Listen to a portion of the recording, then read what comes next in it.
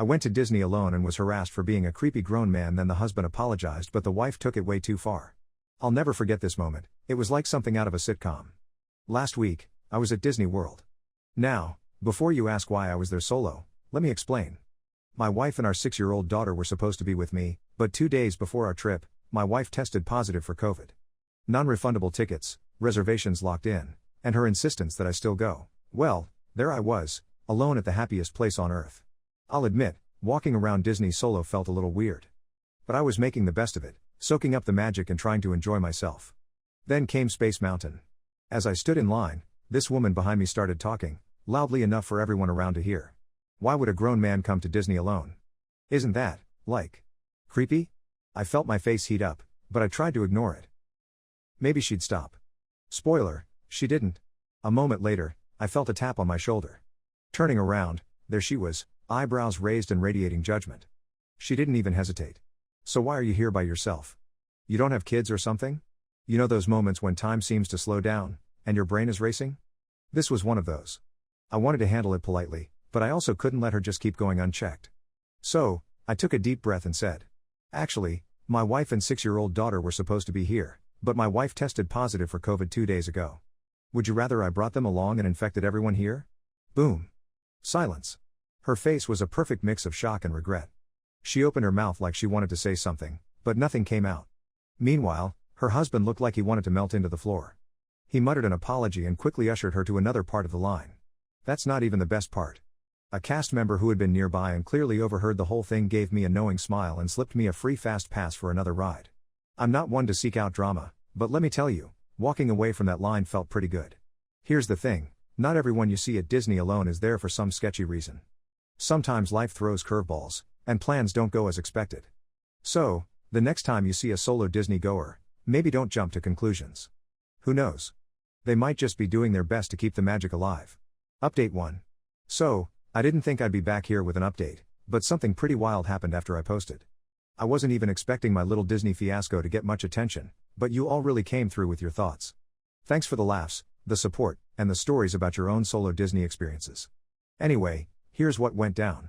A couple of days after I got home from the trip, I was scrolling through my inbox and saw an unfamiliar email address. At first, I thought it might be spam, but then I saw the subject line, Disney incident, apology. My first thought? No way. Curiosity got the better of me, so I opened it. Turns out, it was from the husband of the woman who'd called me creepy in line at Space Mountain. He found me through my Reddit post because apparently, she couldn't stop ranting about it after they got home. She was mad because the whole incident ruined her mood for the day. Her words, not mine. He went digging around online, came across my post, and recognized the story. The email was apologetic but a little weird. He wrote, "Hey, I think I might have been the guy standing behind you at Disney World with my wife. I read your post, and I just wanted to say sorry for the way she acted. She's been feeling embarrassed about it, but she's also stubborn, so you'll probably never get a direct apology from her. I didn't know how to respond at first. On one hand, I appreciated that he reached out. On the other, it felt a bit like he was cleaning up her mess for her, which didn't sit entirely right with me." He went on to explain that his wife has a tendency to get opinionated in public. He admitted that she sometimes forgets other people can hear her. No kidding. He also mentioned that she's been extra stressed lately and that Disney was supposed to be their escape. Still, he said he didn't want me to think all families judge solo parkgoers like that. Then, and this is the kicker, he asked me to delete the post. Apparently, his wife is paranoid that someone in their social circle will see it and recognize them. I debated it for a while, but ultimately, I decided to leave it up. I mean, I didn't name names, didn't share photos, and I was just recounting what happened to me. It's not like I called them out personally, and besides, the internet is forever. But the story doesn't end there. After the email, I started thinking more about the cast member who gave me the free fast pass. She'd seemed so understanding, and it got me wondering how often Disney staff deal with awkward situations like that. On a whim, I sent an email to Disney's guest services. I just wanted to share a positive story about her kindness because, let's be real, frontline workers deal with a lot. To my surprise, they responded within 24 hours. Not only did they thank me for the feedback, but they said they were passing my note directly to the cast member's manager. They even offered me a small discount on a future visit. It wasn't much, but the gesture was nice, and it reinforced why I've always loved Disney. One last twist, my wife ended up reading the post after it gained traction, and she had opinions. First, she thought it was hilarious that people were debating the ethics of solo Disney trips in the comments. Second, She felt a little guilty for pushing me to go alone in the first place. She even joked that next time, she's going to quarantine in Mickey ears so at least we match. As for my daughter, I haven't told her the full story yet. All she knows is that Daddy brought back a ton of souvenirs and got to ride Space Mountain so many times. She's already begging to go back, this time with all of us together. So, what did I learn from all this? The internet really does have eyes everywhere. People can surprise you, sometimes in good ways, sometimes not so much. Solo Disney trips aren't weird, some people just don't get it, and that's okay. Would I go solo again? Probably not. But am I glad I stood my ground and shared the experience? Absolutely. Update 2. Well, things escalated in ways I didn't see coming. After my last update, I thought that would be the end of it. Apology email? Check. A nice note to Disney? Check. Life goes on, right? Wrong. Turns out, people are more invested in solo Disney trips and awkward Space Mountain confrontations than I ever imagined. A couple of days ago, I got another email. This time, it wasn't from the husband. Nope, this one was from her. The infamous creepy solo Disney woman herself. Let me tell you, I was not ready. The subject line was clearing the air. I opened it cautiously, half expecting a rant, but surprisingly, it started off pretty civil. Hi, I'm the woman from your Disney story. My husband told me about your post, and I decided to read it. First of all, I want to apologize for how I came across. I realize now how rude it must have sounded. I wasn't trying to attack you personally, I just didn't understand why someone would come alone to Disney. That was wrong of me. Okay, fair enough. At this point, I'm thinking, maybe she's genuinely sorry. But then, the tone shifted. That being said, I think you should have handled it differently. Instead of making me feel embarrassed, you could have just politely explained why you were there. You didn't have to call me out in front of everyone like that. It made me look bad, and honestly, it ruined the rest of my day. Ah, there it is. The classic non-apology apology. She went on for a few paragraphs about how stressful the trip had been, how she was just trying to protect her kids, from what, exactly? And how my response had blown the situation out of proportion.